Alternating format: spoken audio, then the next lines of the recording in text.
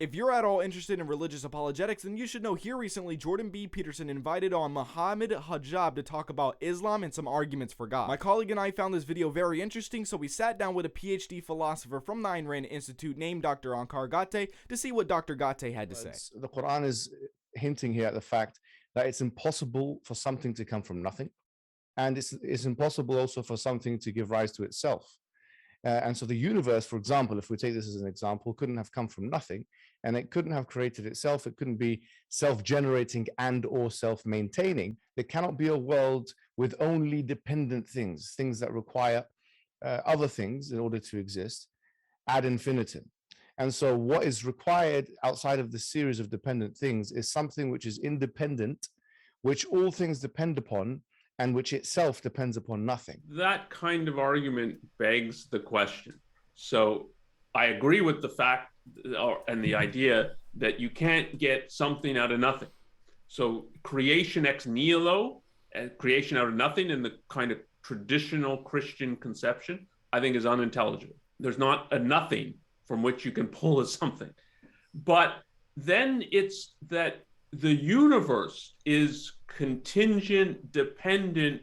It couldn't always exist. So the universe can't come out of nothing, but it also couldn't just exist. Why? So there's going to be the appeal to, well, it needs something that's sustaining it, that's keeps it in existence. And that something is going to be God. And for God, it will be like God can't come out of nothing. So who created God? And again, the kind of child's question. Okay, well, who created the universe? Well, God. Who created God? Oh, no, you can't ask that about God. So it begs the question is, you're assuming the universe had to be created or sustained by something. And then you say, well, what could it be but God? But how do you know that it's created or has to be sustained by something? And how do you know that God doesn't? Well, we know by observation that we see a lot of things kind of changing different forms, maybe being destroyed, and just doing all types of things. New things come into existence. So there has to be some type of being that maintains the status of existence as such, where it doesn't change, where it doesn't go out of existence or anything. So wouldn't we posit that as God? But that's exactly what you don't observe.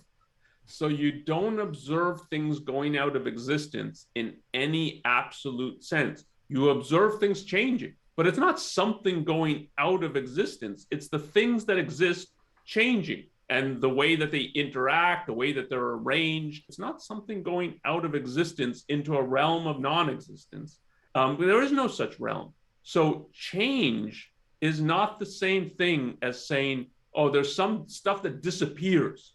Like, and it's like poof, and it's out of existence. That's not what happens. And so it's not what you observe. And why does that need something lurking behind it that's sustaining it or something like? And why doesn't that thing that's lurking behind it need something else that's lurking behind it? And so, hold that thought, Doctor. I think he's about to answer you. So okay. let's go to his clip. I think he's got an answer for you. So it's a prime move. It's a prime mover argument, and you think it's a kind of prime mover argument. A lot of why do you think that the same argument that you put forward in relationship to the generation of the universe can't be put forward as an objection in relationship to God? Because you make a logical case that something can't come from nothing and something can't create itself. But you from a philosophical perspective, this isn't a religious critique. From a philosophical perspective, you just move the problem back one step. What advantages do you think there are to moving the problem back one step, or am I mischaracterizing it? He's bringing up the standard kind of objection of it's the child's objection in a more sophisticated form. So it's saying that the universe, it's dependent. So it's dependent on something, and that other thing's independent. So it doesn't depend on anything. You're playing around with words. So the child's question, I think, is better. You say that the universe was created, but it was God who created. Well, who created God? And oh no, we don't ask that about God. So why do you ask it about the universe? And there's no answer in the end to that question. Here, what does it mean to say everything's dependent? I don't know what that means. If you're saying that God has made the universe in this way, then your God, who's more complicated, and he would add this layer of Yes, complexity. yes, Here. yes. This your God is more complicated would require an even greater. He would require an even greater explanation. Or the Really greater interesting, God. you've got an electric razor, which is made up of many different component parts, and you have a cutthroat razor, which is made up of one part. And he said, although the electric razor is more complicated, it serves less functions than the cutthroat razor, because the cutthroat razor can cut your throat and it can also cut an apple, for example. And so it's a fallacy to assume that just because something is complicated or that something has many features and attributes, that thing itself requires an explanation. Well, in one way of putting it is it's BS. Another way of putting it is he's running two arguments together that are different. So there's this kind of argument when it's argument from design about complexity and say, look, this is so complicated, you need a designer. And then the argument, sort of the counter argument is, well, isn't God even more complicated than a human being? And if a human being needs a creator, doesn't God then need a creator? And the kind of reply is, again, oh no, God's not so complicated. He might be simple. He's just not anything like anything you know. He doesn't have a body. He doesn't have a heart. He doesn't have lungs. He doesn't have all these things. So that's one kind of argument, and it's I mean, it's not a good argument, but that's the argument from design. But here it's just the issue of supposedly the universe and everything in it is dependent. It's not an issue about complex or not. It's dependent. What is it dependent on? Well, it's dependent on God. What's he dependent on? Oh, no, he's independent. He doesn't depend on anything. But why can't you say that about the universe? The universe is everything that exists. It's not dependent on anything. It's not dependent on existence because it's everything that exists. And it's not dependent on what doesn't exist because what doesn't exist doesn't exist. It's made in the following way, that everything that is made of parts is contingent, that the universe, or say a multiverse, is made of parts, therefore a universe or the universe and or the multiverse is contingent. The parts that we're talking about mereologically here are things that can be attached and detached. So that doesn't apply to God. Classical. Everything that has parts is contingent. I don't know what that means. So what does it mean what does contingent mean there? Everything that has parts has parts. But even talking about the universe having parts, that's not the right way of thinking about it. It's the universe just is everything that exists. So wait, so or would you be rejecting the idea here that the universe has pieces that can be pulled apart? Almost as if you're saying that the way he's trying to ascribe to a sentient being the different sense of parts, it's not parts like that can be pulled apart. Would you say that's actually true of the universe itself? Like you can't literally pull off parts of the universe.